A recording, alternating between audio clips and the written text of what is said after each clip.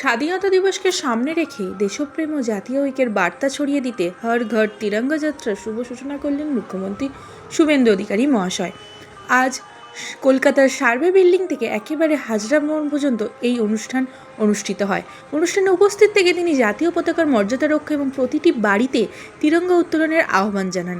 মুখ্যমন্ত্রী বলেন, স্বাধীনতার ইতিহাস ও দেশের বীর শহীদদের আত্মত্যাগ নতুন প্রজন্মের কাছে তুলে ধরতে এই কর্মসূচির বিশেষ গুরুত্ব রয়েছে। তিনি সকল নাগরিককে উৎসাহের সঙ্গে হর ঘর তিরঙ্গা অভিযানে অংশগ্রহণের আবেদন জানান।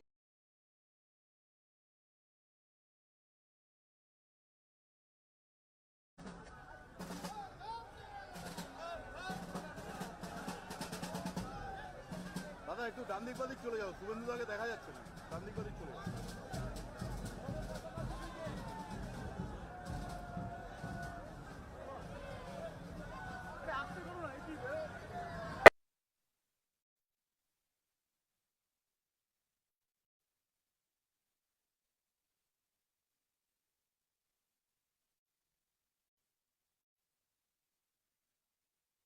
তেরঙ্গা জাতীয় পতাকা বিতরণ করার একটি মহান কর্মসূচি শুরু করেছি এবং সমস্ত প্রতিষ্ঠান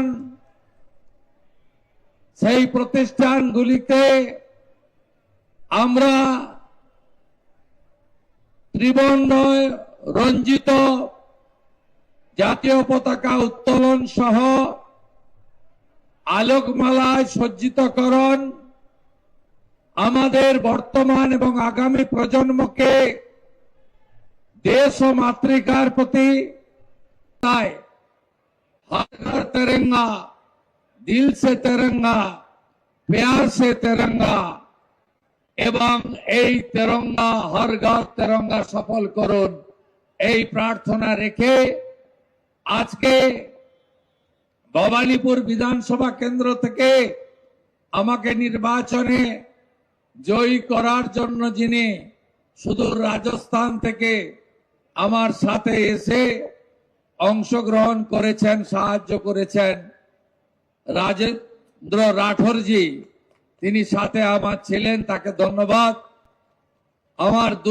আমার মন্ত্রিসভার সহকর্মী সিনিয়র লিডার তাপস রায়কে ধন্যবাদ, মাননীয় বিধায়ক শঙ্কর সিকদার, মাননীয় শিশির বাজরিয়া এবং সর্বোপরি জেলার সভাপতি বিজেপির অনুপম ভট্টাচার্য এবং রাজ্যের স্কুল শিক্ষামন্ত্রী শিক্ষাবিদ দীপক বর্মন সহ আমাদের মহিলা নেত্রী পারমিতা দত্ত, বিধানসভার ইনচার্জ নিতাই শীল সহ সমস্ত সহকর্মী বৃন্দকে আমি অন্তর থেকে ধন্যবাদ জ্ঞাপন করি।